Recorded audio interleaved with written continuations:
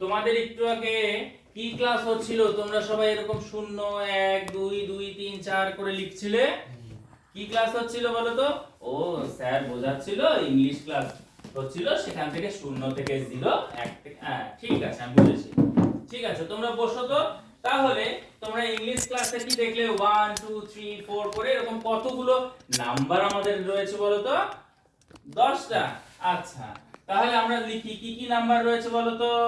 রাহুল তুমি বলো 0, তারপর একটা প্রিয়া বলবে, এভাবে নাম ধরে ধরে বলবো। হ্যাঁ, 1 2 3 4 5 6 7 8 9। আচ্ছা 9, তারপরে আমরা কি 9 পরে গোনা বন্ধ করে দিই? দিই না। কি লিখি বলো তো? 10। 10 কে কেমন করে লিখি? 1 এ 0 10। তারপরে 1 এ 11, 1 এ 1 11। ঠিক বলেছো। তাহলে আমাদের সংখ্যা কিন্তু রয়েছে এই 0 থেকে 9। তারপরে আমরা যত সংখ্যা যাব, যত বড়র দিকে যাব, এই সংখ্যাগুলোই একের পর এক আসছে, তাই তো?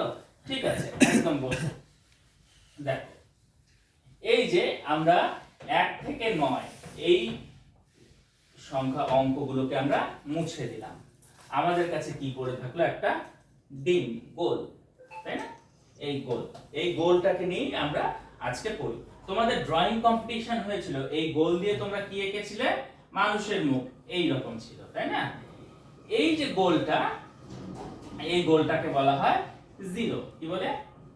0 বা 0। একদম 0 বা 0। আচ্ছা, 0 বা 0 এই নামটা এলো কোথা থেকে বলো তো? আজ থেকে 650 সিই তে। হ্যাঁ, 650 সিই মানে সেই সময়তে ব্রহ্মগুপ্ত। এই যে এই হ্যাঁ ব্রহ্মগুপ্ত যে দেখো না, ঠিক ঠিক ওভার তারপর চাকরি ওগুলো ওইখানে দেখিনি। এখন তুমি জাস্ট দেখে নিলাম, ভালো হচ্ছে বলো। এই 650 সিইতে ব্রহ্মগুপ্ত এই গোলটার নামকরণ করে দিল 0।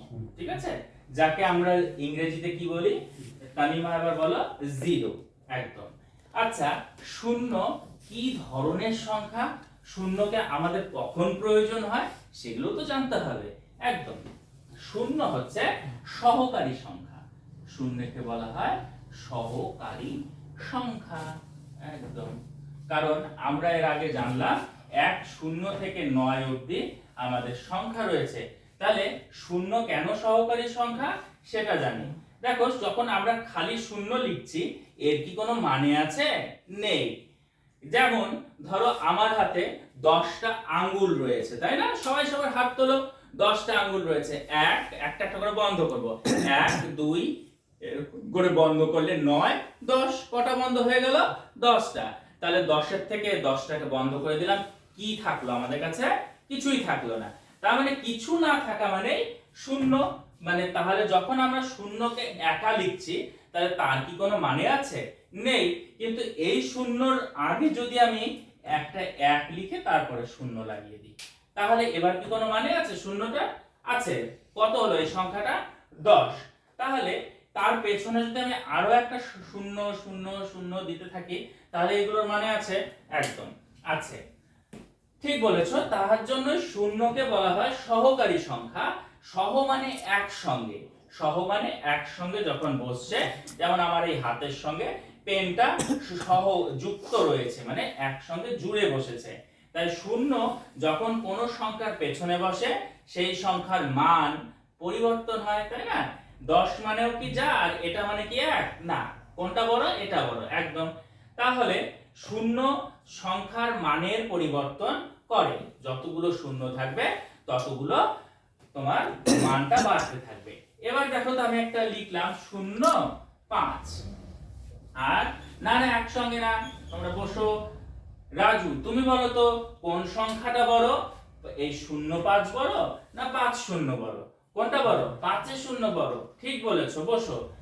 এবার রাজু তুমি বলো তো, কেন 5 এর 0 বড়? হ্যাঁ, একদম ঠিক বলেছো, কারণ এখানে শূন্যের কোনো মূল্য নেই। 0 পেছনে গেলে তার মূল্য আছে, সামনে থাকলে কোনো মূল্য নেই। কিন্তু আমরা তো এর আগে দশমিক পড়েছিলাম, দশমিকে আমরা এভাবে লিখতাম না 0.02। এখানে কি শূন্যের মূল্য আছে? আছে, ঠিক আছে, বা ভালো বলেছো। তাহলে এখানে আমি আরেকটা সংখ্যা লিখছি 0.20। এবার বলো তো এই সংখ্যাটা বড় না এই সংখ্যাটা বড়? কোনটা বড় প্রিয়া তুমি বলো? এটা। ভালো চেষ্টা করেছো, বসো।